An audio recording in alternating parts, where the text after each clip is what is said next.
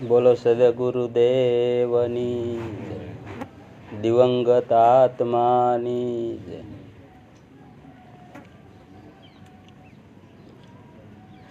આપણા ઋષિમુનિઓ, આપણા સંતો, આપણા શાસ્ત્રો અને આપણા વેદો, એમાં મનુષ્ય જન્મ જે આપણને મળ્યો છે એના ગુણાનો વાદો ગાતા એમ કહે છે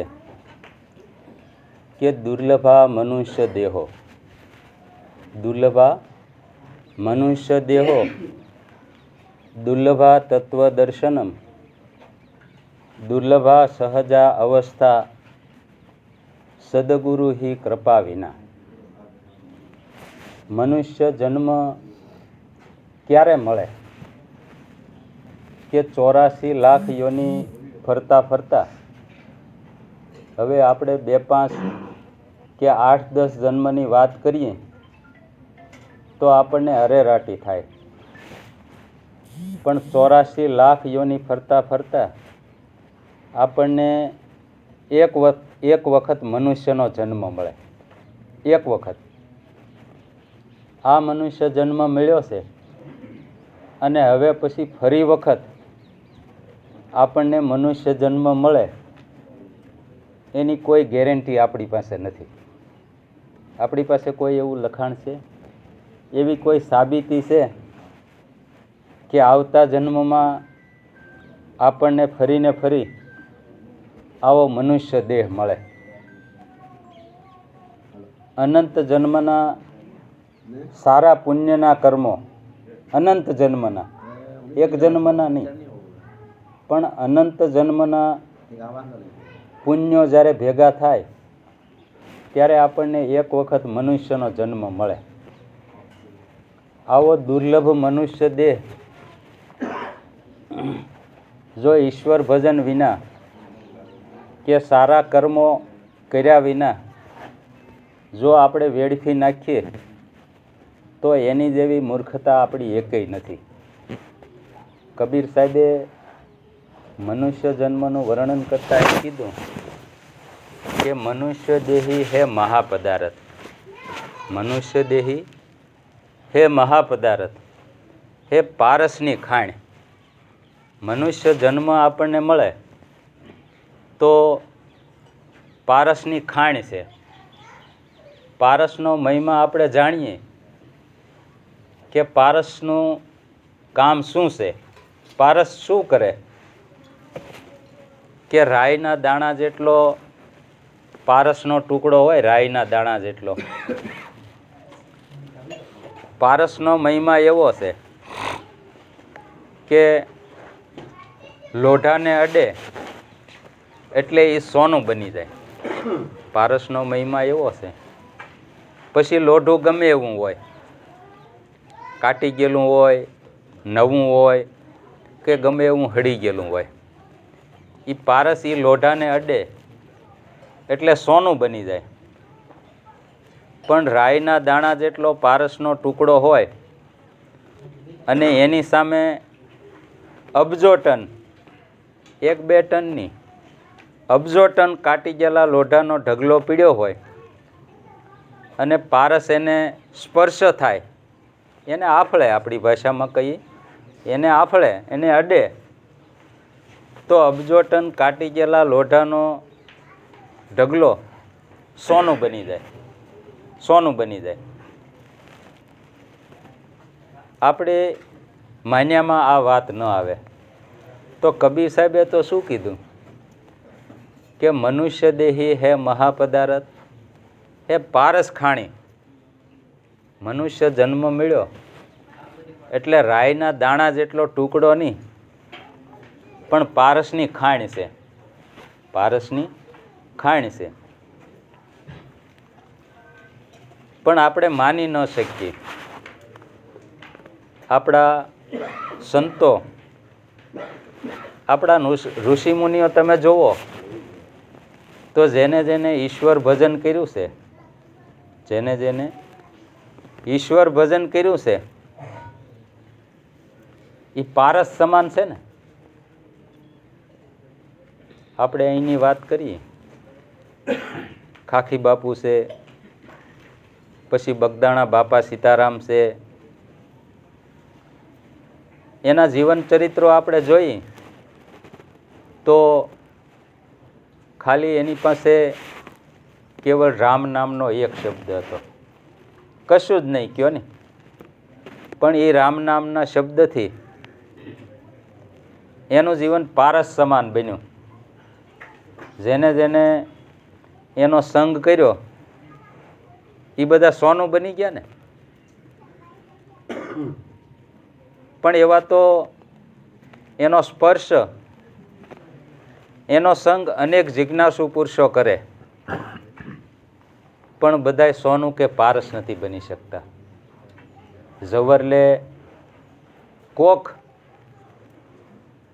પુરુષ એવો નીકળે કે જે ભક્તિમય જીવન જીવે અને સમાજને કે આખી દુનિયાને રાહ સીંધે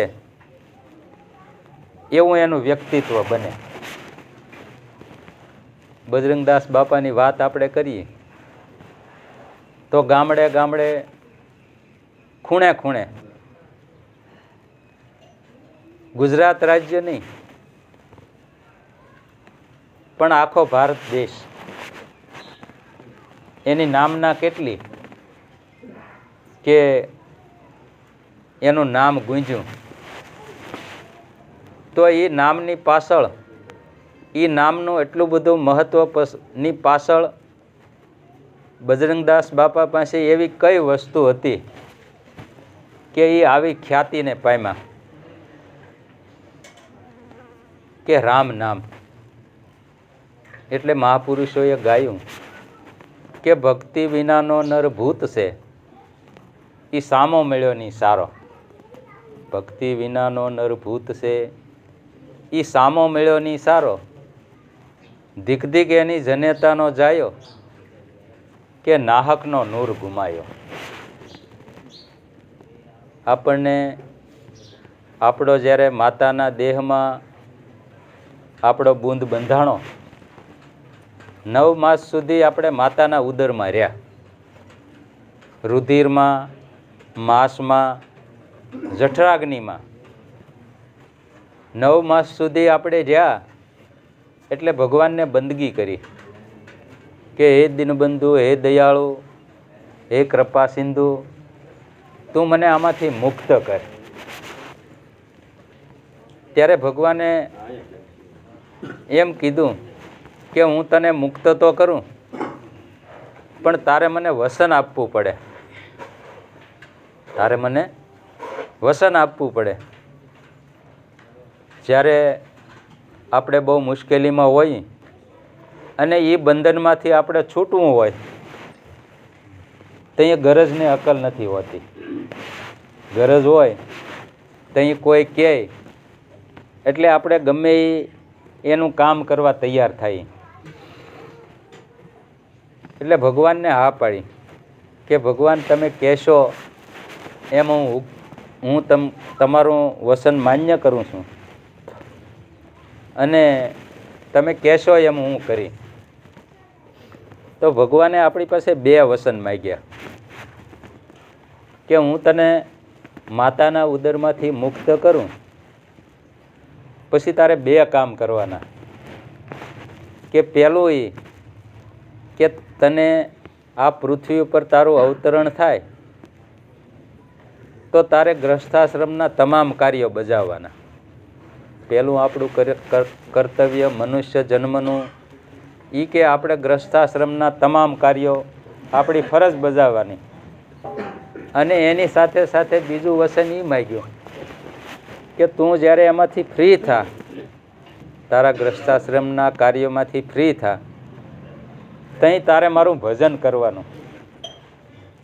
આપણે ગ્રસ્થાશ્રમના તમામ કાર્યો આપણે કરીએ છીએ પણ ભગવાનનું નામ લેતા નથી.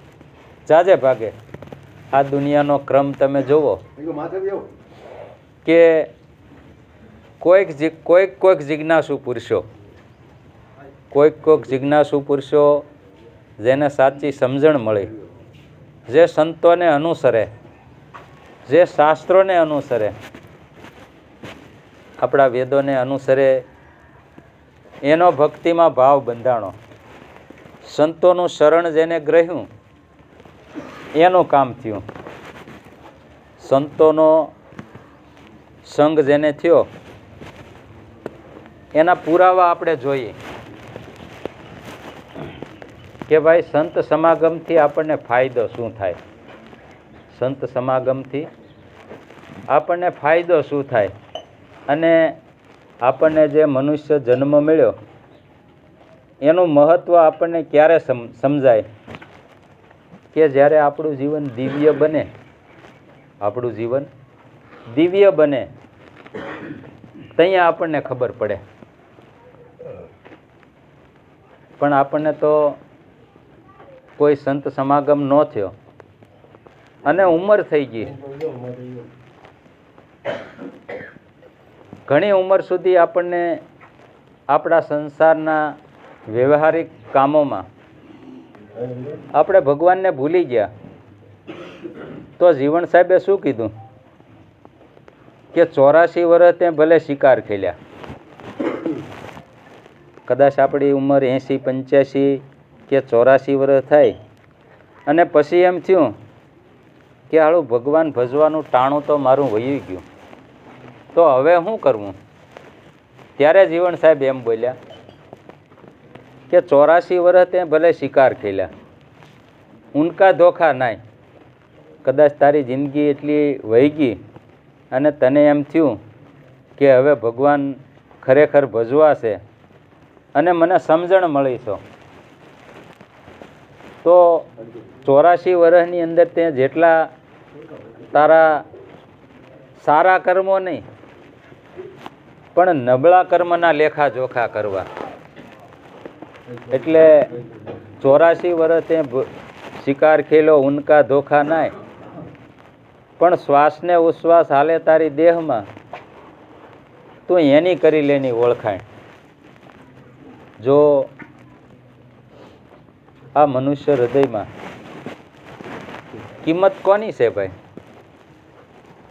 કે આ દેહમાં પ્રાણ શ્વાસ ઉશ્વાસ હાલે છે ત્યાં સુધી એની કિંમત છે, પણ આ દેહમાંથી આ શ્વાસ ઉશ્વાસ જો નીકળી જાય તો એની કશી કિંમત નથી. કિંમત તો કોની છે? કે આમાં પ્રાણ હાલે ત્યાં સુધી.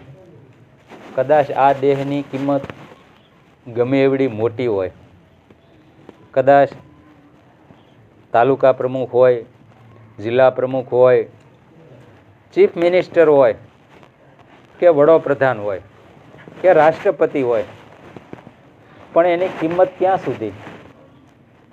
કે આ દેહમાં શ્વાસ હાલે છે ત્યાં સુધી. દેહમાંથી પ્રાણ નીકળી જાય એટલે એ દેહની કોઈ કિંમત નથી, એમાંથી કશું કામ નથી આવતું, કોઈ પણ વસ્તુ કાંઈ કામ નથી આવતી. આપણા કુટુંબિક વ્યવહારોની એની ગમે એવડી કિંમત હોય, ગમે એટલું સગપણ હોય, માતા પિતા હોય, ભાઈ હોય કે ગમે એ સંબંધ હોય, પણ આ દેહમાંથી પ્રાણ નીકળી ગયા પછી એને કોઈ રાખવા તૈયાર નથી થતું. મોડું થતું હોય તો આપણે એમ કહીએ, 5 જણા કે ભાઈ પણ હવે શું વાર છે? પેલા ભાઈ અત્યાર સુધી તો તમે એને સ્ટેજ બનાવી અને એની વાહ કરતા હતા, અને આ દેહમાંથી પ્રાણ રાજા વિયા ગયા પછી આની કાંઈ કિંમત નહીં. તો આ મનુષ્ય છે, આ દેહમાં આ રાજા છે, ઈશ્વર છે, બોલે તે બીજો નથી, છે પરમાત્મા પોતે. આપણે ભજન ગાઈએ ને કે તારા ઘટમાં પીયું બિરાજે જો અંતરપટ ખોલી હૃદયમાં, વસ્તુ છે અણમોલી. કઈ વસ્તુ અણમોલી છે? કે આત્મા રાજા છે, તખતે બિરાજે છે ત્યાં સુધી એની કિંમત છે. તો આવો મનુષ્ય દેહ દુર્લભા મનુષ્ય દેહો દુર્લભા તત્વદર્શનમ દુર્લભા સહજા અવસ્થા સદગુરુ હિ કૃપા વિના. સદગુરુની કૃપા વિના આ સમજણ આપણને મળતી નથી. સદગુરુની કૃપા વિના આ સમજણ આપણને મળતી નથી. એટલે જીવણ સાહેબે એમ કીધું કે 84 વર્ષે ભલે શિકાર ખેલ્યા પણ ઉનકા ધોખામાં તું એની ફિકર મૂકી દે. તને અત્યારે સમજણ મળી છે તો શ્વાસ ને ઉશ્વાસ તારી હાલે તારી દેહમાં તો એની કરી લેની ઓળખાણ. મનુષ્ય હૃદયમાં આજે શ્વાસ હાલે છે એની મહાપુરુષોએ એક શ્વાસની કિંમત આંકી છે. એક શ્વાસની કિંમત કેવડી છે કે એક શ્વાસ में जात है 3 लोक के मूल. એક શ્વાસ में जात है 3 लोक के मूल.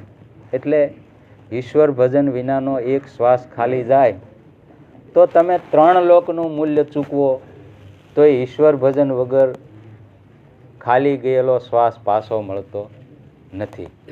એક શ્વાસ में जात है 3 लोक के मूल. कहना ओसो कह दिया જ્યું બજા કર ઢોલ. મહાપુરુષોએ ઢોલ વગાડીને કીધું કે ભાઈ એક શ્વાસની કિંમત 3 લોકનું મૂલ્ય ચૂકવો તો ઈશ્વર ભજન વગરનો ગયેલો શ્વાસ પાછો મળતો નથી. એટલે જીવણ સાહેબે કીધું કે 84 વર્ષ ભલે શિકાર ખેલ્યા તું એની ફિકર મૂકી દે. શ્વાસને ઉશ્વાસ હાલે તારી દેહમાં તું એની કરી લેની ઓળખાણ. કોઈ સંત સમાગમ કરી એની તું ઓળખાણ કરી લે. એટલે સત્સંગ કરી લે, સંતને ઓળખી લે તો ભટકાર મટી જાય. સંતો યુગે યુગમાં દર્શાય. દમ કદમના દોર ઉપર ચડી જા બંદા તો અટળ અભેપદ પાય.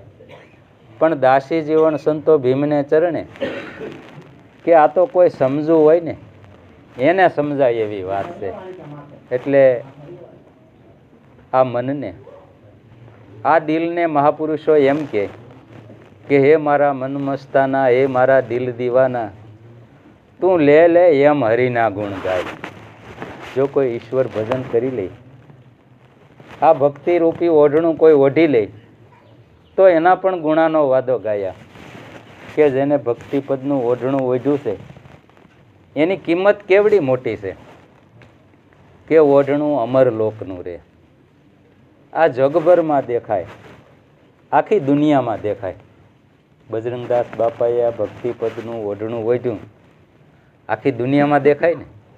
હે ઓઢણું અમર લોકનું રે જગભરમાં દેખાય. પણ ગુરુગમ દ્રષ્ટિએ નિહાળતા રે મારે હૈયે હરખ ન માય. હવે મનુષ્ય જન્મ જ્યારે આપણને મળ્યો છે એનું એક આપણે દ્રષ્ટાંત જોઈએ કે કોઈ સાધુ પુરુષ ઓલિયા ઘરે ઘરે તેલ નાખે અને એમ બોલે કે ભાઈ રામ નામ લ્યો, રામ નામ લ્યો, રામ નામથી ભવબંધન તૂટે. આવું ઘરે ઘરે તેલ નાખે અને બોલતા જાય. એમાં કોઈ મોટા શેઠના ઘરે પહોંચ્યા અને બોલ્યા કે ભાઈ રામ નામ લ્યો, રામ નામ લ્યો, રામ નામથી ભવબંધન તૂટે. શેઠને ઘરે એક પાંજરું, એમાં પોપટને પૂરેલો. પોપટે આ અવાજ સાંભળ્યો. પોપટે શું કીધું? હે બાપુ ગપ્પા મારોમાં. એ કે ગપ્પા મારોમાં કે કેમ? કે જન્મથી હું આ પાંજરામાં પુરાણો.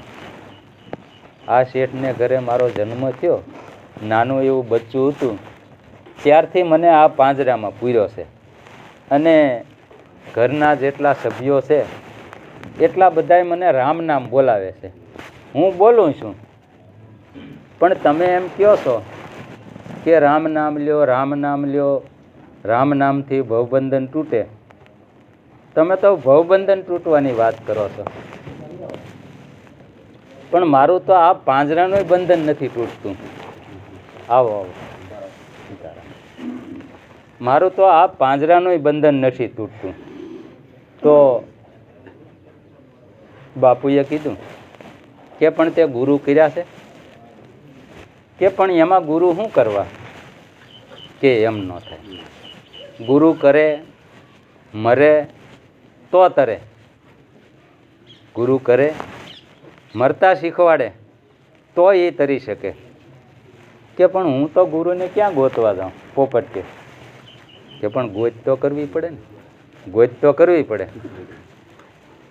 આપણે સામાન્ય કુંભાર પાસેથી એક તાવડી લઈએ, તાવડી 10-15 રૂપિયા હોય, તો તાવડીને આપણે 3 ટકોરા મારીએ.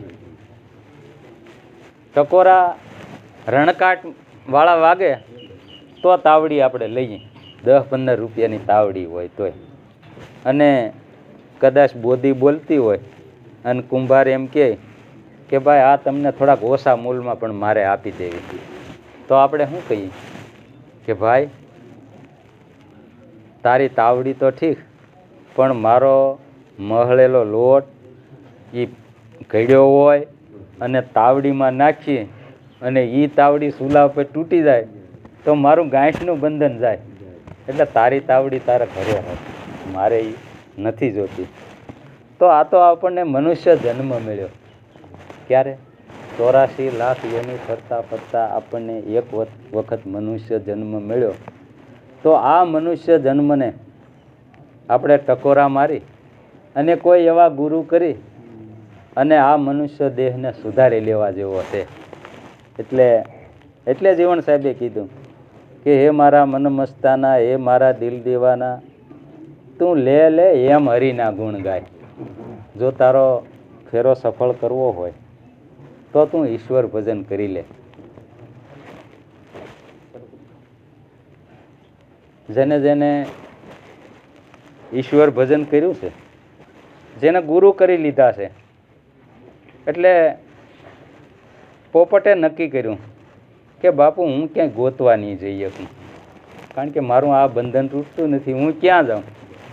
તો તમે જ મારા ગુરુ થાવ ને. કે પણ તારો ગુરુ તો થાવ, પણ હું કહું એમ તારે કરવું પડે જો તારું બંધન તારે છૂટવું હોય આમાંથી. પણ આપણું કેવું છે કે કહેતે સો કરતે નહીં, કહેતે સો કરતે નહીં, મુખ કે બડે લબાડ. આપણે કોઈનું કયું કરતા નથી, પણ જો કોઈનું કયું કરીએ તો કામ થઈ જાય ને. કહીએ તો કહેતે સો કરતે નહીં, મુખ કે બડે લબાડ. જો કહીએ ને ન કરીએ તો શું થાય કે કાલા મુખ લે જાયગા સાહેબ કે દરબાર. આવ્યા હતા એવા ને એવા કાળું મુખ લઈ અને સાહેબના દરબારમાં જવાનું છે. એટલે 184 યોનીમાં ભટકવાનું છે. પછી કઈ યોનીમાં આપણને આપણું સ્થાન મળે એ આપણને કાંઈ ખબર નથી. એટલે જપ તપ રૂપ કોઈને દાન કરે, કર્મ કરે એવા ફળ મળે, પણ આપ સ્વરૂપ તો જાણ્યા વિના આ મોક્ષ પદ નહીં મળે. એટલે પોપટે કીધું કે બાપુ તમે મારા ગુરુ થાવ, તમે જેમ કહો એમ હું કરીશ. કે જો અત્યારે કોઈ છે નહીં, ઘરના કોઈ શેઠિયાઓ કે બધા એ હોના કામમાં પીડ્યા છે. એટલે જો તારે બંધનમાં છૂટવું હોય તો હું જેમ કહું તું યાદ રાખી લે કે સાંજે આ પરિવારમાંથી જેટલા માણસો છે એ તને બોલાવીને 10 વાગ્યે કે 11 વાગ્યે સૂઈ જાય, પછી સવારમાં વહેલા તારે ઉઠી જવાનું, જે કાંઈ ખાવું પીવું હોય એ ખાઈ લેવું, અને ઉઠવાનો ટાઈમ થાય એ પહેલાં ડોકને ઢાળી દેવાની, પાંખો લબડાવી દેવા અને પગ લબડાવી દેવાને પાંખો પોળી કરી નાખવાની. આ શ્રેષ્ઠતા તારે કરવાની. એટલે બરાબર યાદ રાખ્યું. બાપુ તો આ મંત્ર આપી અને નીકળી ગયા. સવાર પીડ્યું વહેલા એટલે શેઠ ઉઠ્યા. એટલે દરરોજનો નિત્યક્રમ કે સવારમાં જે જાગે એ પહેલાં પોપટ પાસે જાય, પાંજરા પાસે, અને રામ નામનો શબ્દ બોલાવે. એટલે શેઠ જાગ્યા એટલે પાંજરા પાસે ગયા અને પોપટને બોલાવ્યા કે પોપટ રામ નામ પઢો, રામ નામ પઢો. એટલે આ તો ગુરુએ જે ચેષ્ટા કરી હતી એ પ્રમાણે હતું. એટલે પોપટ બોલ્યો નહીં. એટલે શેઠે આમ નજીક જઈને જોયું કે આ તો ડોક લબડી ગઈ, પાંખો પોળા થઈ ગયા, પગે લબડી ગયા. એટલે છોકરાને તરત હાથ કર્યો. પેલા છોકરા દોડ આપણે રાત્રે 11 વાગે સૂતા ત્યારે પોપટને બોલાવીને સૂતા હતા, અને રાતનું આને શું થઈ ગયું. એટલે છોકરાએ આવીને જોયું કે બાપા, કારણ કે પાંખો પોળી થઈ ગઈ હતી, પગ લબડી ગયા હતા, ડોકી ઢળી ગઈ હતી. પોપટ તો મરી ગયો છે કે કે રાતનું શું થયું છે? પાંજરું તો પેક છે, નહીં તો એમ થાય કે ખુલ્લું હોય તો બિલાડી કે કોકે કંઈક કર્યું હોય. છોકરો કે બાપા હવે કે હવે આને શું, આમાં પ્રાણ તો નથી કાંઈ, અને કોણ રાખે એને? કોઈ રાખે નહીં. કે છોકરા જા પાંજરું લઈને આને ફળિયામાં નાખી દે. એટલે છોકરો પાંજરું લઈને ગયો, ઢાંકણું ખોલ્યું, પોપટ હેઠો પડ્યો અને ફર કરતા ઉડી ગયો. બંધન છૂટી ગયું. એનાથી બંધન છૂટ્યું કે ગુરુ કરે મરતા શીખવાડ્યું. હતો જીવતો પણ મરતા શીખવાડ્યું, અને તો તર્યો. આકાશ ગમન થઈ ગયું ને, આકાશ ગમન થઈ ગયું. આકાશ ગમન થયું એટલે ભક્તિમયમાં લીન બની ગયો. ભક્તિમયમાં લીન બની ગયો. એટલે કોઈ જો ગુરુ કરે અને એ જેમ કહે એમ, કારણ કે ગુરુ સર્વમાં શ્રેષ્ઠ હે, જો માલા મેં મેર, ચિત્તમાં જો સુખ ચાહે તો તું જા ગુરુને ઘેર. પણ આપણું કેવું છે કે આપણે આખી દુનિયાના પોટલા ખોલીએ પણ આપણું આ ઘર જોતા નથી. નતર આ ઘરમાં માલ અમૂલક ભર્યો, આ ઘરમાં માલ અમૂલક ભર્યો, પણ જુગતે જોગ કમાયો. એને એક દ્રષ્ટાંત જોઈ કે આ ઘર કેવું છે.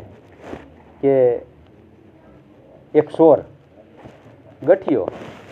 આપણે તો કેવળ એટલું જ સમજવું છે કે મનુષ્ય દેહની કિંમત કેવડી મોટી છે, અને આપણે એને કેમ વાપરીએ છીએ, કેવા ભાવથી વાપરીએ છીએ, કેવું જીવન જીવીએ છીએ. અને ખરેખર હવે પછી આપણે સમજણ મળે તો આ દેહને દિવ્ય બનાવવા માટે આપણે કયો માર્ગ લેવો એટલું જ જાણવું છે. એટલે એક ગઠિયો ચોર ટ્રેનમાં બધાને ખિસ્સા કાપે, ટ્રેનમાં બધાને ખિસ્સા કાપે. એટલે ટ્રેનમાં સીડ્યો તો એક મોટા શેઠ અબજોપતિ કાંઈક નવરાઈ મળી એટલે હરિદ્વારની યાત્રાએ જાય. એમાં ગઠિયો સીડ્યો, અને પૈસા જેના ખિસ્સામાં હોય ને એ આને ખબર પડી જાય. અને ગઠિયો ખિસ્સા કાપે, જે ખિસ્સામાં પૈસા હશે એ જ ખિસ્સું કાપે. એને ખબર પડી જાય ને, કારણ કે કાયમનો ધંધો છો. એટલે એને એમ થયું કે શેઠ છે તો પૈસાવાળા, પણ હવે સીધે સીધા બેઠા હોય એમ તો કંઈક ખિસ્સું કપાય ને, આમ સડતા હોય ને કંઈક ભીડ હોય તો વળી કપાય. એટલે ભાઈબંધી કરી, કારણ કે એટલા માણસનો સંગ છો હોય એટલે કંઈક બોલતા આવડ્યું હોય ને. એટલે શેઠ હારે ભાઈબંધી કરીને મીઠી મીઠી વાતો કરી. એટલે શેઠને એમ થયું કાળો લાગે ભગત. એટલે 2-3 કલાક હારે બેઠા. એટલે શેઠને એમ થયું કે સંગ કરવા જેવો માણસ છે, અને આ જો મારી હારે હોય તો મારું કામ થઈ જાય. હરિદ્વાર પગ્યા, બે ભેગા મળીને એક રૂમ રાખ્યો. પણ રાતે શું કરે, શેઠના જે પૈસા હોય ને એ બધા કબાટ, જેટલા ગોદડા ગાદલા બધા હોય એ ખોળી નાખે. પણ શેઠ પાસે લાખ રૂપિયા ખરા, પણ એ આને મળે નહીં.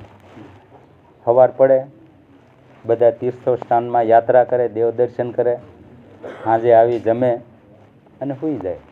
અને ગઠિયાનું કામ સાંજે ખોળવાનું. 1 મહિનો થયો, 1 મહિનો ફંફે જા ગાદલા ગોદડા ઓશિકા, પણ શેઠ પૈસા ક્યાં રાખે એ મળે નહીં. એટલે શેઠને પગે પીડ્યો, શેઠને પગે પીડ્યો કે શેઠ હું કોઈ ભગત નથી, કારણ કે એકરાર જ કરવો હતો. હું કોઈ ભગત છું નહીં, હું સો ગઠિયો, અને ગઠિયો એવો કે ભલભલાના પૈસા ગમે ત્યાં રાખેલા હોય ને તોય હું ફેરવી લઉં, એ પાકું. પણ આપણે 1 મહિનાથી સાથે થઈ, મને ખબર છે તમારી પાસે પૈસા છે, કારણ કે દિવસે ભેગા હોય, દિવસ રાત ભેગું જ રહેવાનું. મારે એટલું જાણવું છે કે તમે પૈસા રાખો છો ક્યાં, પૈસા રાખો છો ક્યાં. એટલે શેઠે કીધું ભલામણા એમાં હું એ તને હમણાં બતાવી દઉં કે મારી જિંદગીમાં મેં અનેક વખત આવા પ્રયત્નો કર્યા, પણ હું ક્યાંય નિષ્ફળ નથી ગયો. ખિસ્સું કાપી જ લીધું હોય, હેરવી જ લીધા હોય, કે એમાં હું ભલામણા. તાર મને પહેલેથી કેવું હતું ને, આ તું 1 મહિનો ખોટો મારી હારે રહ્યો, હે કે તારું ઓશીકું ખોલ, તારું ઓશીકું તું જ્યાં હુવા છો ને એ તારું ઓશીકું તું ઓછું કર, તારા ઓશીકા હેઠ પૈસા પીડ્યા. એટલે આપણું ઓશીકું આપણે ખોલતા નથી, આપણે દુનિયાના ઓશીકા ખોળીએ છીએ. હે એટલે શબ્દ સ્વરૂપી સોહમ આત્મા જો કોઈ નિજાનંદ અનુભવે, હે મીટા દે ટેવ પરઘર ભૂંડા, મીટા દે ટેવ પરઘર ભૂંડા. ઘરે ઘરે ભટકવાની જરૂર નથી, જ્યાં ત્યાં માથા ટેકાવાની જરૂર નથી. એક મનુષ્ય જન્મનું નક્કી કરો કે મારું શ્રેય એમાં સમાયેલું છે. મીટા દે ટેવ પરઘર ભૂંડા, જો કોઈ નિજ ઘર ઢૂંઢે, આ ઘર ઢૂંઢે, હે પણ આ ઘટમાં 4 છે. હે આ ઘટમાં 4 છે, કામ છે, ક્રોધ છે, લોભ છે, મોહ છે, માયા છે, મમતા છે, ઘણા 4 છે. પણ એ આ માલ બધો આપણો લૂંટી જાય છે. નહીંતર આમાં તો ખજાનો ભર્યો છે. એ ખાંભી ખોડેલી હતી, ખાંભી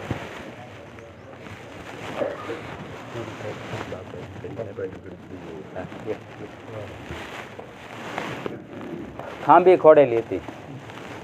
એમાં 2 લીટીનું લખાણ કે આ ખાંભીની નીચે અઢળક ઝવેરાત ભરેલી છે, દાંટેલી છે. આ ખાંભીની નીચે અઢળક ઝવેરાત દાંટેલી છે. એટલે પહેલી લીટી વાંચે એટલે બધા ખુશ થઈ જાય કે આ તો ખેડવીને કાઢી જ લેવી જોઈએ ને. હે પણ પછી બીજી લીટી વાંચે ને તો એમાં એવું લખ્યું કે માથું મૂકે એ માલ પામે. બીજી લીટી વાંચે એટલે ઢગલો થઈ જાય કે કદાચ આ દેહનું બલિદાન આપી અને પછી આ માલ મળે તો શું કામનું, ગોલણ ગાડા ભરે એ કે. એટલે કોઈ ખાંભીને ઉસકાવે નહીં. પણ એક મરદ થઈ ગયો કે કદાચ મારું એકનું બલિદાન દેવું પડે તો એમાં શું થઈ ગયું, પણ પાછલી પેઢી તો હે ધનાઢય થઈ જાય ને, એટલો માલ મળે તો. એમ મરી જે સુર રણે સડે, મરી જે સુર રણે સડે એની સામું તે કોણ થાય. એકલો સુરવીર હોય ને સામે 50-50 જણા હોય, એમ કે આંકલો મારે આવી જાવ દીકરાઓ, ખબર પડે થાય એની સામું કોઈ. એટલે ઓલા એમ જોવે કે આ હવે મરદ થઈ ગયો, આની સામું ન જોવે. એમ મરી જે સુર રણે સડે એની સામું તે કોણ થાય, પણ મર્યા પહેલાં જે મરી ગયો ત્યાં કાળ આવીને શું ખાય. હે એટલે આ મનુષ્ય જન્મનું એવું છે કે દેહો દેવાલય પ્રોક્ત સહજીવન કેવલ શિવ. દેહ એ દેવાલય છે, જીવ પોતે શિવ સ્વરૂપ છે, જીવ પોતે શિવ સ્વરૂપ છે. પણ તજેદ અજ્ઞાન નિર્માલ્ય સોહમ ભાવે પૂજ્ય તે. અજ્ઞાન રૂપ અંધકારને દૂર કરી સોહમ ભાવથી એની પૂજા કરો તો આ મનુષ્ય જન્મ ઈશ્વરનું સ્વરૂપ છે. એટલે કીધું બોલે એ બીજો નથી, છે પરમાત્મા પોતે, પણ અજ્ઞાની એ જ આંધળો જે અળગો રહીને ગોતે. એટલે એક ઘડી આધી મેં પુનિયાદ, તુલસી સંગત સાધકી તો કટે કોટી અપરાધ. એટલે આ આપણો મનુષ્ય જન્મ, હમ તો પરદેશી પંખી આયે મુસાફિર સહેલાણી, રહેવું તમારી આ નગરીમાં જબલક દાણા પાણી. આપણું અંજળ છે ત્યાં સુધી આપણે આમાં રહેવાનું છે. બાકી અંજળ ખૂટી જાય તો કોઈ કોઈનું, કારણ કે આ તો ઈશ્વરે આપેલી દેન છે. આયુષ્ય છે ઈશ્વરે આપેલી દેન છે. પણ એટલા માટે આ મનુષ્ય હૃદયમાં પ્રાણ છે ત્યાં સુધી જેટલું થાય એટલું ઈશ્વર ભજન કરી લેવું. એ આપણો ઈશ્વરને આપેલો કોલ છે. અને એ જો કોઈ પાળે તો ભક્ત જન્મમાં એને ધન્ય છે. ભક્ત જન્મમાં એને ધન્ય છે. ધન ધન હરિજન જાય, એની માતાને પણ ધન્ય છે. વૈકુંઠે વાગ્યા એના વધામણા, 3 લોકમાં એની છાયા, 3 લોકમાં. એટલે આવો મનુષ્ય દેહ દુર્લભ આપણને મળ્યો છે. તો જેટલું ઈશ્વર ભજન થાય એટલું આ તકે કરી અને આ મનુષ્ય જન્મને સુધારી લેવો છે. એટલે કાયા છે ત્યાં સુધી કરી લે સ્મરણ કીર્તારનું. બોલો સદગુરુ દેવની.